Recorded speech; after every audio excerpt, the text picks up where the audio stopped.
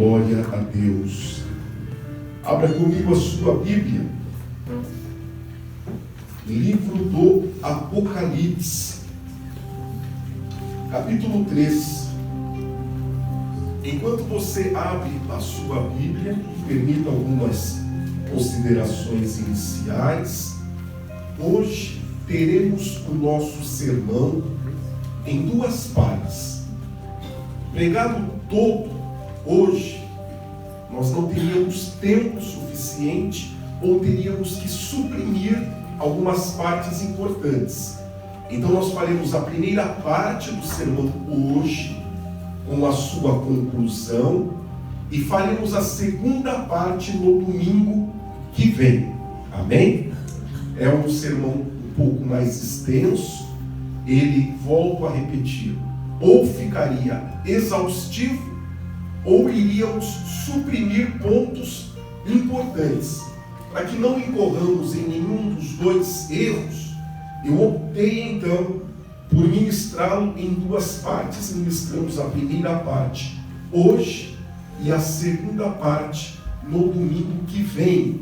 Quem leu e viu o slide durante a semana, no WhatsApp ou nas redes sociais, qual que é o tema do sermão?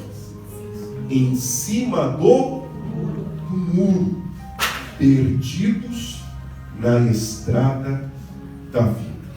Abra comigo então a sua Bíblia, Apocalipse, capítulo 3, versículos 14 ao versículo 16. A carta à igreja de Laodiceia. Apocalipse, capítulo 3, versículos 14 a 16. Serão lidos os versículos que serão pregados hoje. Os demais versículos desta carta serão lidos no domingo que vem, na segunda parte do sermão. Então, hoje, iremos ler apenas versículos 14, 15 e 16 do capítulo 3 de Apocalipse. Diz assim: ao anjo da igreja em Laodiceia, escreva: estas são as palavras do Amém, a testemunha fiel e verdadeira, o soberano da criação de Deus. Conheço as suas obras, sei que você não é frio nem quente. Melhor seria que fosse frio ou quente. Assim, porque você é morno, nem frio nem quente, estou a ponto de vomitá-la da minha boca. É importante que nós saibamos que Deus falava com uma igreja. E uma igreja que estava na cidade de Laodiceia.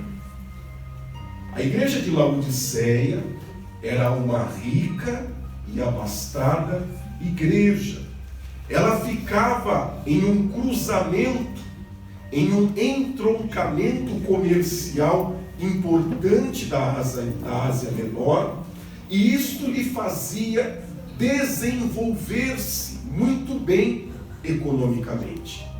A igreja de Laodiceia era uma igreja tão próspera que em 60 depois de Cristo, neste momento dos apóstolos, no momento em que Pedro estava sendo crucificado em Roma, em que Paulo estava preso, neste momento dos apóstolos, houve um terremoto nesta cidade.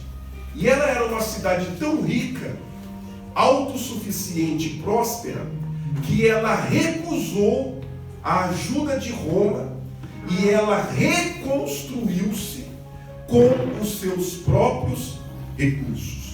Havia, portanto, nos laodicenses um profundo orgulho de serem suficientes, autossuficientes. Embora fossem uma província romana, não dependiam de Roma para absolutamente nada. Porém, nestes versículos que lemos, e é o que nos interessa no dia de hoje, nós iremos nos ater O porquê? Porque Deus falou com Laodiceia utilizando a linguagem figurada do quente e do frio. Qual a razão de Deus assemelhá-lo a uma água morna? O primeiro ponto que eu quero salientar a você é que Laodiceia estava entre duas importantes cidades, a cidade de Colossos e a cidade de Herápolis. A cidade de Herápolis é como algumas cidades aqui do Brasil, ela possuía fontes de águas termais, fontes de águas quentes. Herápolis era conhecida na Ásia Menor e possuía um fluxo de turismo em razão das suas águas termais. A cidade de Colossos possuía o que? Água normal, água fria. E Laodiceia, que estava entre Colossos e entre Herápolis, recebia a água das duas cidades. Então ela recebia água fria, que vinha de Colossos, e ela recebia também água quente, que vinha de Herápolis. Isto permitia que Laodiceia tivesse o conforto das águas mornas. Isto era um ponto positivo para Laodiceia. As águas mornas de Laodiceia eram vistas com bons olhos, pois podia ter o conforto de dosar a água fria que vinha de Colossos com a água quente que vinha de Herápolis, e ali ter um maior conforto da água em que eles utilizavam. Ora, dentre as antigas civilizações, ninguém gostava ou valorizava mais água do que Roma. Roma ficou conhecida pelas suas saunas, pelos seus banhos, pelas suas piscinas, pelas suas fontes. Quando você viaja a Roma, existem inúmeras o quê? Fontes na cidade de Roma. Fontes elas que datam do primeiro, do segundo, do terceiro século. Para a cultura romana, a água não era só para subsistência ou para banho. Ela estava relacionada a uma ideia de riqueza, de conforto, de beleza, e por isso as belas fontes romanas. Quando você vai a Roma, qual é a fonte mais famosa de Roma? Quem se lembra? A fonte de Trevi, não é? Há um fluxo tão grande, de pessoas que jogam moedas na fonte de Trevi, que houve há pouco tempo uma briga entre a igreja e o governo de Roma com quem ficava com as moedinhas, porque as moedinhas giravam em torno de 2 a 3 milhões de euros por ano. Isso só as moedinhas que são jogadas na fonte de Trevi em Roma. Então, tudo isso nos permite ver o porquê que Deus estava falando com Laodiceia. Do que Deus estava falando? O que Deus estava falando era: Laodiceia está no meio do caminho. Ela está entre Colossos e está entre Herápolis. Porém, o problema não é estar no meio do caminho. O problema é que eles se comportavam espiritualmente também como aqueles que estão no meio do caminho. Vou repetir para você. Não há nenhum pecado nas águas mornas. Não há nenhuma virtude ou invirtude na água fria ou quente. O problema não era isso. O que Deus estava dizendo para a igreja de Laodiceia era: assim como vocês estão no meio do caminho entre Colossos e Herápolis, assim como vocês usam as águas no meio do caminho entre a quente e a fria, assim também você se comporta espiritualmente. E há em Jesus, antes de Laodiceia, antes antes desta carta, porque esta carta foi escrita no final do primeiro século, entre o ano 90 e 96.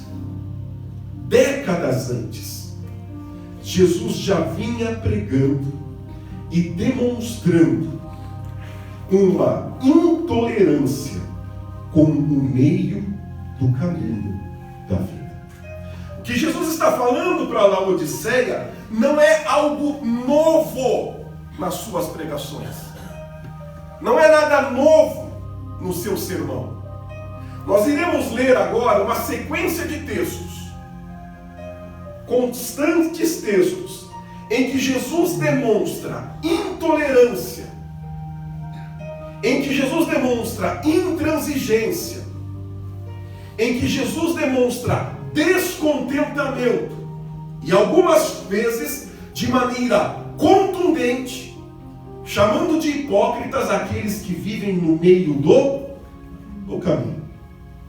O que Laodiceia está ouvindo, portanto, é algo que Jesus havia pregado por diversas e diversas vezes, e agora, mais uma vez, Jesus repete as mesmas palavras, utilizando algo que eles conheciam, mas para expressar uma mesma verdade, um profundo descontentamento com aqueles que andam pelo meio do caminho desta vida. Vamos a alguns textos que nos permitirão começar a entender que de longa data Jesus não gostava do meio do caminho. De longa data Jesus ademoestava, corrigia aqueles que vivem no meio do caminho. Abra comigo a sua Bíblia, Lucas capítulo 11 e versículo 23. Veja o que Jesus estava dizendo. Lucas capítulo 11, versículo 23. Aquele que não está comigo é contra mim. Não há meio termo. Ou está, ou não está. E aquele que comigo não ajunta, está. Ou está comigo ou não está. Não há meio termo. Não há meio caminho.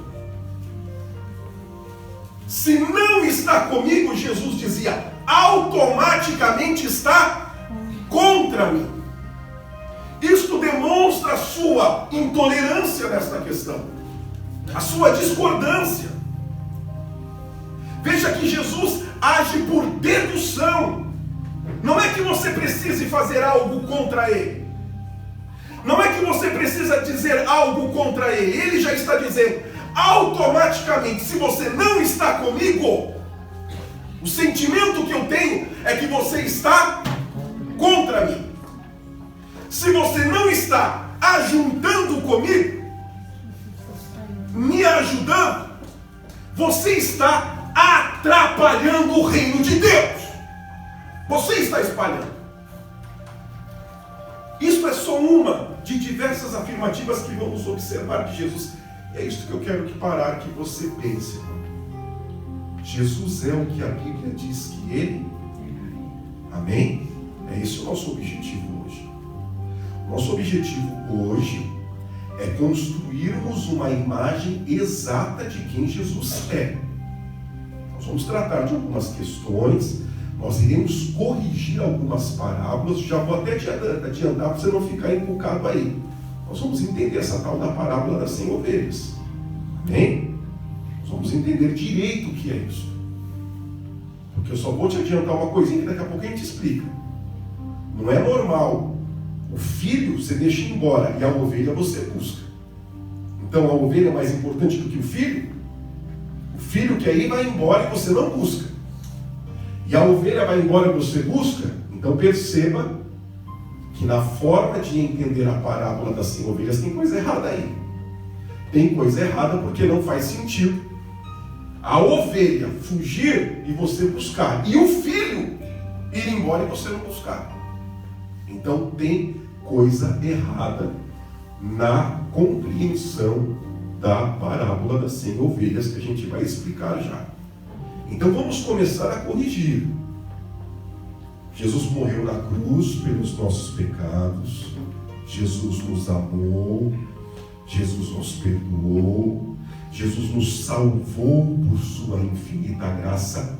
Porém, se não está comigo, automaticamente é contra mim. Se não ajunta comigo, está espalhando e atrapalhando o reino de Deus. Vamos a uma outra afirmativa de Jesus, ainda no Evangelho de Lucas, capítulo 9 e versículo 62. Este Jesus que dizia: aquele que não está comigo é contra mim, aquele que não ajunta espalha. Vai dizer agora em Lucas 9, 62. Jesus respondeu: ninguém que põe a mão no arado e olha para trás é apto para o reino dos céus. Ou tá ou não tá.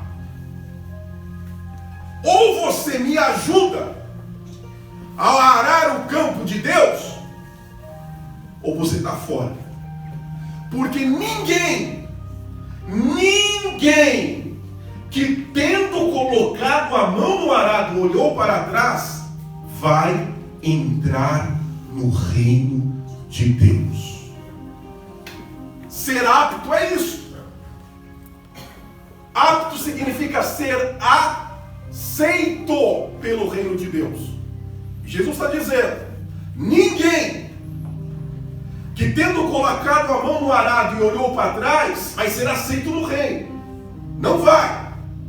Não vai por quê? Porque se não é comigo, é contra mim. Não vai por quê? Porque se não ajunta comigo, está espalhando. Se não ara comigo o campo, ou se arando olha para trás e desiste, não vai entrar no reino de Deus.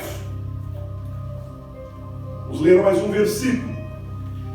Por isso, por coisas assim que Jesus escreveu no capítulo 5, versículo 37. Isso a gente já vai falar, talvez você nem precise abrir. Seja a sua palavra o quê? Sim, sim, não. Porque o que passa disso é o quê? Procedência natural. Isso. Ou é ou não é, irmão. É isso que está dizendo. Adriano, ou é ou não. Saiu fora disso, é do diabo. Ou tá ou não, tá. Ou faz parte ou não faz. Ou é comigo ou é contra. Ou ajunta ou coloca a mão no arado, ou é inapto para o reino de Deus. Ou é sim ou é não. O que passa disso vem do diabo. Momentos diferentes, a pessoas diferentes, mas uma mesma verdade. Você está entendendo então por que Jesus disse aquilo para Laodiceia? Você entende qual era o problema com Laodiceia? É isso. Ou está ou não está. Ou é ou não é. Ou está comigo ou está contra mim. Ou está juntando ou está espalhando. Ou está arando ou não é apto para o reino. Era por isso que Jesus estava descontente com Laodiceia. E isso que Jesus pregou, se nós quisermos observar o tempo em que foi escrito, nós temos um período aproximado de 40 anos entre esses livros de Apocalipse. Então o que Jesus estava dizendo à igreja de Apocalipse já era algo que estava o quê? Solidificado no Evangelho. Porque eles já tinham ouvido e já estavam pregando há décadas isso que Jesus estava dizendo. Ou está ou não está. Sim ou não. Mas Jesus, eu não fiz nada, eu não xinguei Jesus, não taquei pedra na cruz. É isso que fala? Jesus falou, não é questão de tacar pedra na cruz. Não está comigo, é contra mim. Simples assim. Não está juntando comigo, está espalhando. Não está arando comigo, olhou para trás, não vai entrar no reino dos céus. Ou é sim, ou é não. Qualquer conversa nesse meio termo vem do diabo. O que eu penso é, não dá para dizer para Jesus, Senhor, deixa eu explicar. Não. Porque a explicação vem do diabo. Ou é, ou não, não é. Vamos ler outro versículo. Hebreus capítulo 10, versículo 38. Epístola aos Hebreus, capítulo 10, versículo 38. Mas o meu justo viverá pela fé, e se retroceder, não me agradarei dele. Ou é, ou não, não é. Isso é a mesma coisa da mão do arado. O meu justo viverá pela fé. Se ele retroceder, eu não me agradarei dele. Aquele que lança a mão do arado e olha para trás é inapto para o reino de Deus. E vamos por último algo mais contundente. Aqui Jesus está aborrecido. E eu digo que ele está aborrecido porque depois você pode ler em casa o capítulo 23 inteiro de Mateus. O capítulo inteiro é Jesus chamando os fariseus de hipócritas. Ai de vós, fariseus, hipócritas. E ele repete isso a cada versículo. A cada versículo ele diz de novo: ai de vós, fariseus, hipócritas. E ele repete de novo a cada versículo do capítulo 23. Ai de vós, fariseus, hipócritas. Ele está profundamente irritado com os religiosos da sua época. E olha, entre as coisas, são diversas coisas que ele vai falar no capítulo 23. Eu salientei o versículo 13 porque diz respeito ao meio do caminho. Olha o que no versículo 13 ele disse: ai de vocês, mestres da lei e fariseus hipócritas, vocês fecham o reino dos céus diante dos homens. Vocês mesmos não entram, nem deixam entrar aquele que gostaria de fazê-lo. Resumindo, você fica na onde? Na porta. Não entra e não sai. Nem entra e nem deixa a porta livre para as pessoas entrarem. Isso é o meio do caminho. Não está dentro e nem fora. Não faz parte, mas também não faz. Aí o que Jesus vai dizer? São hipócritas. Ai de vocês. Haverá um juízo maior de Deus contra vocês. Porque ou você entra ou você sai. Pior caminho, a pior escolha é justamente ficar onde? Ficar na porta. Olha como a tradução contemporânea da Bíblia Mensagem traduziu este versículo aí. Não aguento mais vocês, líderes e fariseus, líderes religiosos e fariseus. Vocês são um caso perdido, impostores. A vida de vocês é uma enorme barreira para o reino de Deus. Vocês se recusam a entrar e não permitem que outros entrem. Meio do caminho. Ou está comigo, ou é contra mim. Ou ajunta, ou espalha. Lançou a mão no arado e olhou para trás, é inapto para o reino de Deus. Seja a sua palavra sim, sim, não, não. O que passa disso é de procedência maligna.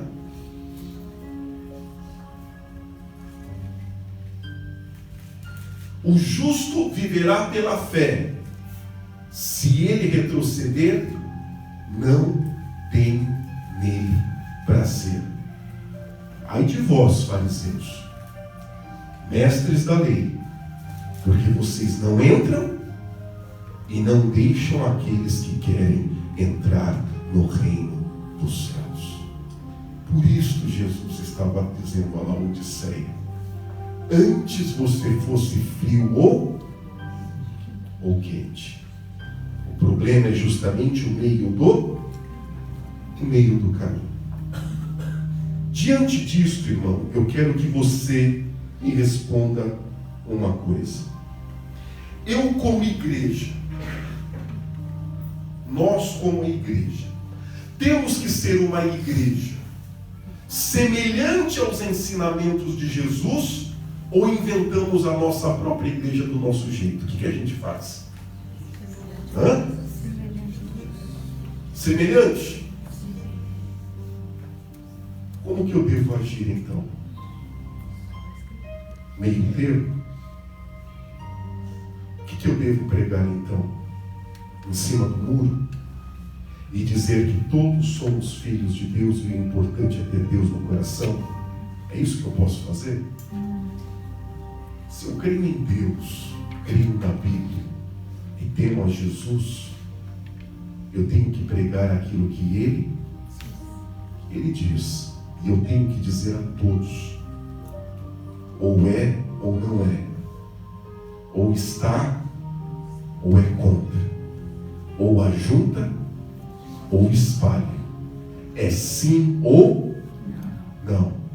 Lançou a mão no arado, olhou para trás, inapto, não entrará no reino de Deus. O justo vive pela fé, voltou atrás, nele a minha alma não tem prazer. Pode ser escriba, mestre da lei, pode ser fariseu, líder religioso. Ai de vós, se você ficar na porta, ou entra ou sai. Porque é isso que diz a Bíblia. Você poderia ter uma outra imagem de Jesus até aqui, mas esse é o meu papel como pastor. O meu papel como pastor é te apresentar Jesus como Ele é. Este que é o meu papel como pastor. É lhe ensinar o que diz a Bíblia Sagrada. Então pense nisso. Volto a repetir e vou repetir muitas vezes hoje isso. Não é falar contra Deus. Automaticamente não estar com Ele é contra. E ponto final, irmão. Ponto final. Não estar com Ele, automaticamente Jesus identifica como contra Ele. Ou não é verdade que Jesus prega, irmão? Amém? Eu posso achar exagerado. Eu posso fazer o que eu quiser. Uma coisa é verdade. É isso que Jesus pensa, fala e prega e ponto final. Amém? Posso achar o que eu quiser. Posso pensar o que eu quiser. Posso imaginar, eu no lugar de Jesus faria diferente. Irmão, pense o que quiser. Uma coisa é verdade. Para Deus é assim. Vamos entender então como que fica esse Jesus que fala que aquele que não é com ele é contra ele, que aquele que não ajunta espalha, que aquele que lançou a mão no arado e olhou para trás não vai entrar no reino dos céus, que aquele que vive pela fé e retrocede, Deus não tem prazer nele, que fala ou seja sim ou não, porque o que procede disso é do diabo. O Jesus que fala, ou você entra ou sai da porta, mas não fica no meio da porta. Como que fica isso? E a tal da ovelha perdida da parábola. Amém? A melhor forma de responder a Bíblia é lendo isso. Então, vamos ler porque aparentemente não se encaixa. Pelo menos não o que me pregam da ovelha perdida. Me pregam o quê? Jesus é um pastor tão amoroso que ele deixa as 99 ovelhas no aprisco e sai para buscar a ovelha perdida. Amém? Quem ouviu já essa pregação desse jeito, levanta a mão. Porque é essa pregação que eu já ouvi. Só que esse Jesus, desse jeito que pregam, não se encaixa com esse Jesus que fala essas coisas. Olha como fica diferente. O pastor bonzinho, que sai para buscar a ovelha perdida, ainda que seja uma, e o mesmo pastor falando: não está comigo, é contra mim. Não importa o que você faça ou o que você não faça, se você não está comigo, eu já te rotulo que você está contra mim. Não importa o que você faça, não está juntando comigo, eu olho para você e vejo uma pessoa aqui e espalha, atrapalha o reino de Deus. Veja que são duas pessoas que parecem ser o quê? Diferentes. Acontece que a ovelha perdida não é bem isso que as pessoas estão pregando. A melhor forma, vamos ler. Abra comigo a sua Bíblia. Lucas capítulo 15. Vamos entender essa tal ovelha perdida. O que está acontecendo? Eu já te expliquei 1 milhão de vezes que toda vez que você lê qualquer texto da Bíblia Sagrada, você tem que responder duas perguntas. Do que Jesus está falando e para quê? Se não souber responder do que e para quê, você não entendeu o que está escrito. Regra básica de interpretação bíblica. Leu um texto na Bíblia, tem que conseguir responder do que ele está falando e para quem ele está falando. Não sabe do que e para que, não entendeu o que leu. Então, vamos responder essas duas perguntas. Primeiro, para quem? E depois do que? Lucas capítulo 15. Todos os publicanos e pecadores estavam se reunindo para ouvi-lo. Mas os fariseus e os mestres da lei o criticavam. Ponto. Para quem ele vai começar a falar? Para mestres da lei, fariseus e escribas. Amém? Amém. É para esses que ele vai começar a falar. E por que ele vai começar a falar? Porque eles o estavam criticando. E criticando por quê? Este homem recebe pecadores e come com... Pausa. Vamos então repassar. Ora, Jesus está comendo com pecadores. Jesus está atendendo pecadores. Os fariseus, que eram ortodoxos, conservadores, os escribas, que eram estudiosos da lei, os mestres da lei, estavam criticando Jesus porque ele estava fazendo isso. Aí então Jesus, versículo 13, então Jesus lhe contou esta parábola: qual de vocês que possuindo 100 ovelhas e perdendo uma, não deixa as 99 no campo e vai atrás da ovelha o que, irmão? Perdida. Da ovelha o que, irmão? Perdida. Perdida. Ovelha perdida é aquela que... Você se perde porque você quer, irmão? Você está indo daqui para Curitiba. Chegou lá na divisa com o Paraná, em Ourinho, você se perde. Você faz o que você quer? Se perde porque... Alguém se perde do caminho porque quer? Você acha que se a ovelha tivesse capacidade de raciocínio e de conversa, ela escolhe sair sozinha do rebanho? Ela escolhe ficar perdida das outras? Quantos riscos ela não corre? De um lobo, de qualquer predador.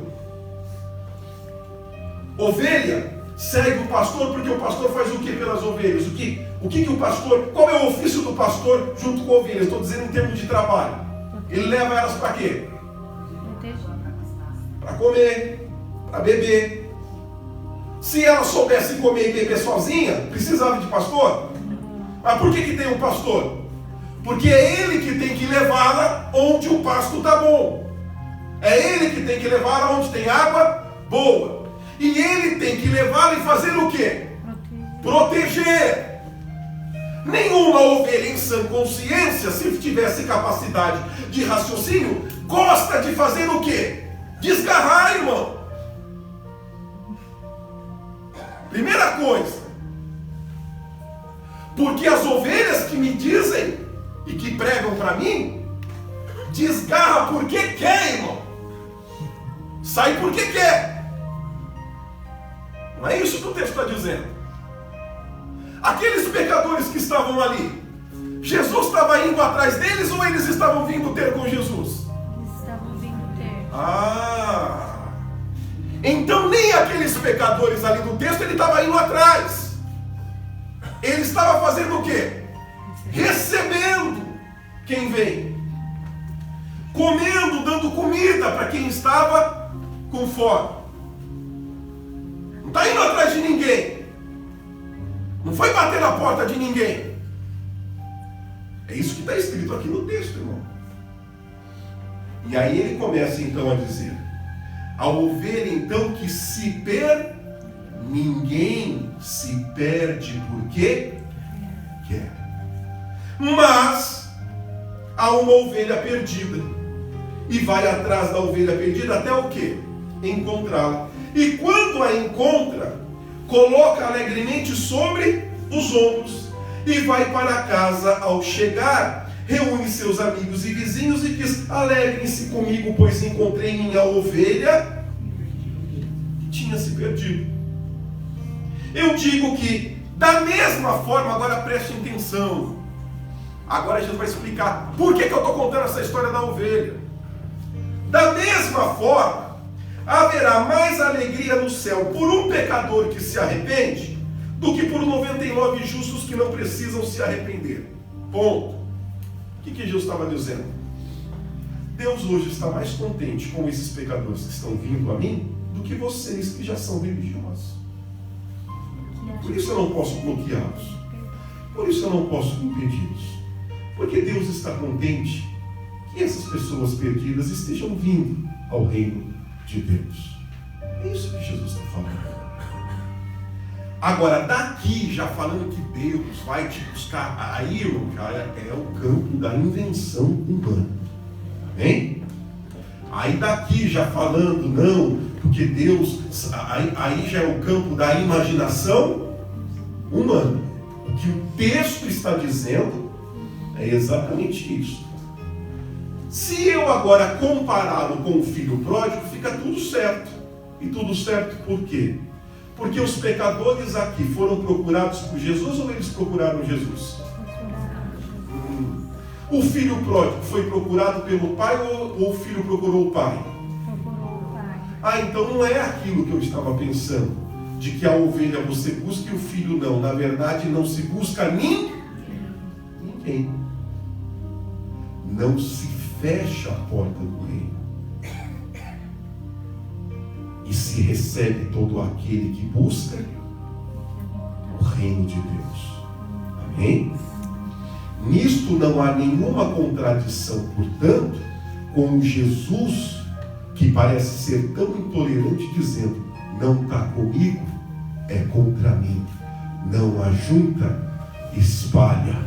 Pois a mão no arado olhou para trás, é inapto para o reino dos céus. Vive pela fé e retrocede, não tenho prazer nele. Seja assim sim, não, não. O que passa disso é do diabo. Não há nenhuma contradição naquele que diz: sai da porta, entra ou sai. Por que, irmão? Nós vamos sinalizar, porque é assim que Jesus faz. Abra comigo a sua Bíblia em João capítulo 6, versículo 65 e 68. Jesus estava pregando, quis ir embora. Jesus faz o quê? Mandou o diácono fechar a porta. Falou: peraí, meu filho, por que você está indo embora? Faz o quê? Está pregando, o povo não gosta do que pregou e começa a ir embora. Faz o quê? é ir embora. É isso que eu quero que você entenda, irmão. É Jesus fazendo isso. É Jesus que está fazendo isso. Antes de ler esse texto, vamos só lembrar do jovem rico. Vai, vende tudo que tem, dá aos pobres e terá comigo um tesouro no reino dos céus. O jovem vai embora, ele faz o quê? Manda correr lá chamar? Vamos diminuir, vamos negociar. Vende então metade, 20%, 30%. Quanto que você pode pagar? Como é que faz? Não quer? Vai embora. Jesus se lamenta e deixa que ele vá embora. Amém? Então vamos ler aqui João capítulo 6, versículo 65. E prosseguiu: é por isso que eu lhes disse que ninguém pode vir a mim, a não ser que isto lhe seja dado pelo Pai. É só Deus que pode iluminar, é só Deus que pode abrir os olhos para entender o reino de Deus. Versículo 66. Daquela hora em diante, muitos dos seus discípulos voltaram atrás e deixaram de segui-lo. Jesus perguntou aos 12: vocês também não querem ir? É este que é o Jesus que diz: aquele que não está comigo é contra. É este que é o Jesus que diz que não ajunta espalha. Viu os seus discípulos indo embora, chamou os 12 e disse: se quiser pode fazer o quê? Pode acompanhar e pode ir embora com ele também. Eu digo isso, irmão, e por que eu estou dizendo isso? Primeiro, porque essa é a verdade do Evangelho. Amém?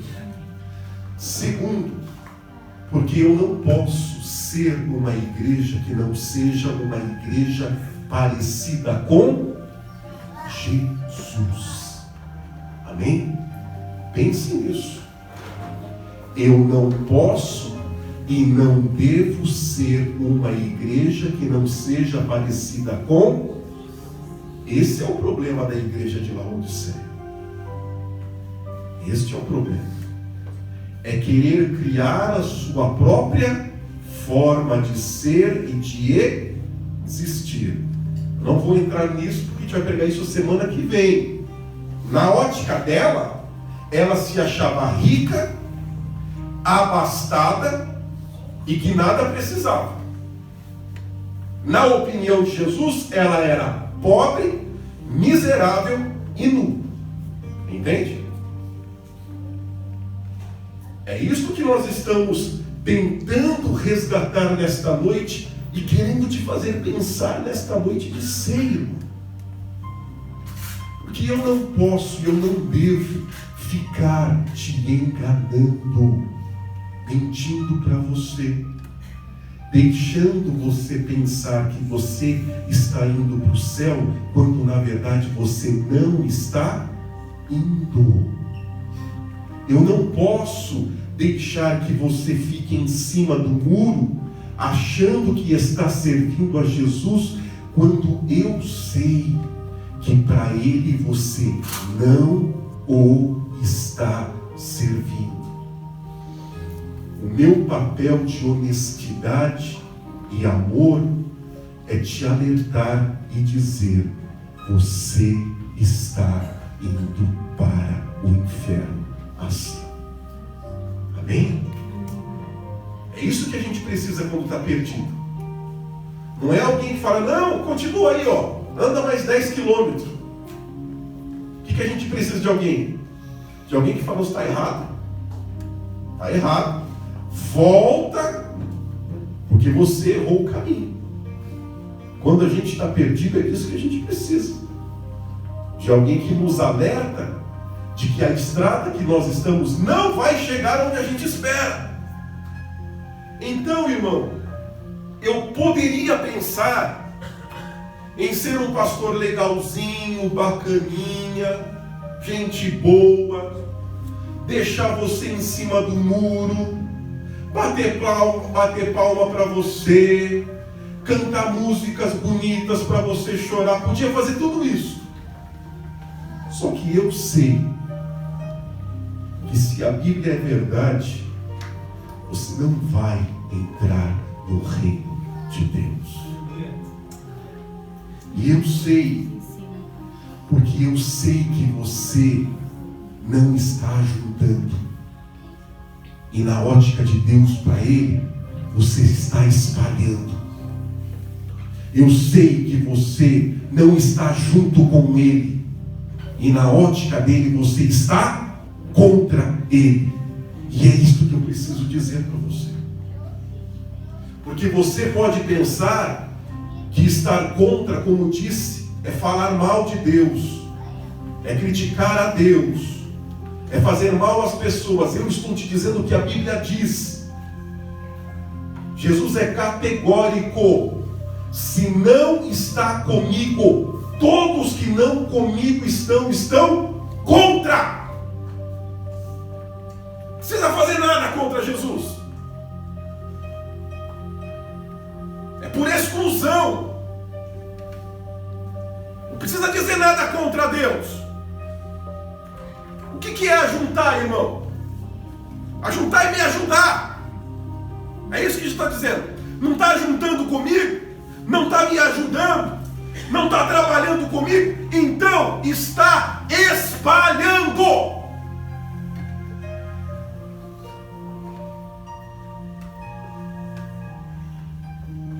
Isso me faz pensar: o que nós estamos fazendo aqui, irmão? Amém? O que nós estamos fazendo aqui?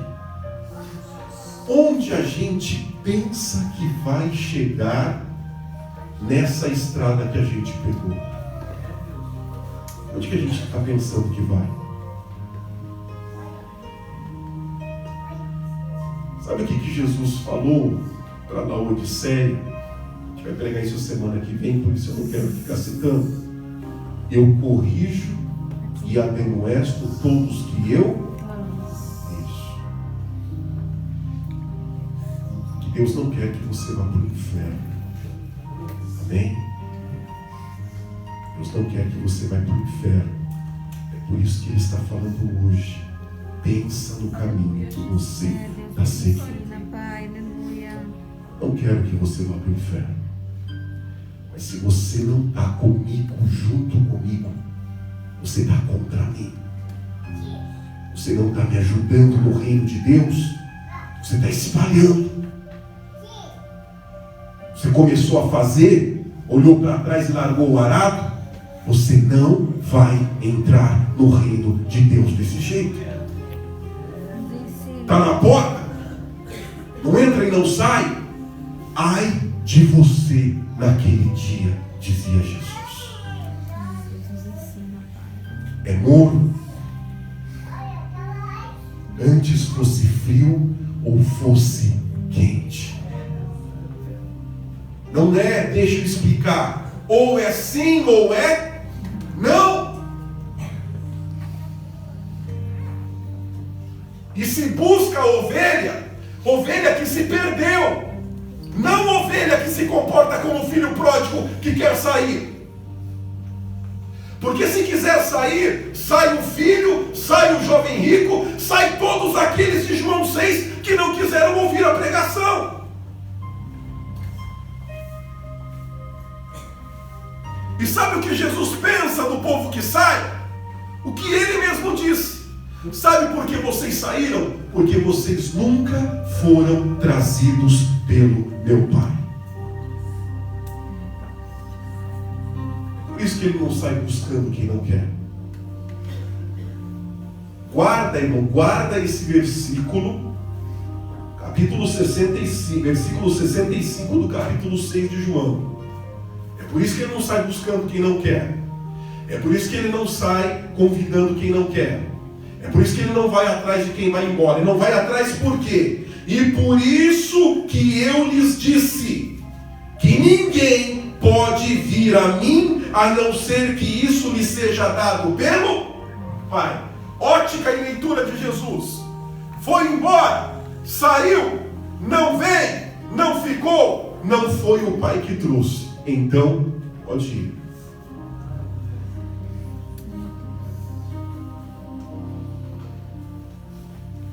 O Pai recebe o filho que decide voltar. Amém? O Pai não busca o filho que foi. O pai não chama o filho que foi. Se ele voltar e se arrepender,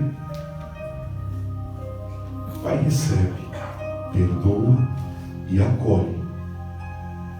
A ovelha é a ovelha que se perdeu, irmão. Ninguém se perde porque quer. Ele está falando daqueles pecadores que estavam vindo a ele. Não que ele estava indo em direção a ele. Eram eles que estavam vindo a ele. Só que a nossa compreensão equivocada da Bíblia Sagrada é de um Deus que corre atrás de mim e de você. Não é isso? Não é isso que as nossas músicas cantam? Deus correndo atrás de mim e de você? Deus pedindo para mim e para você?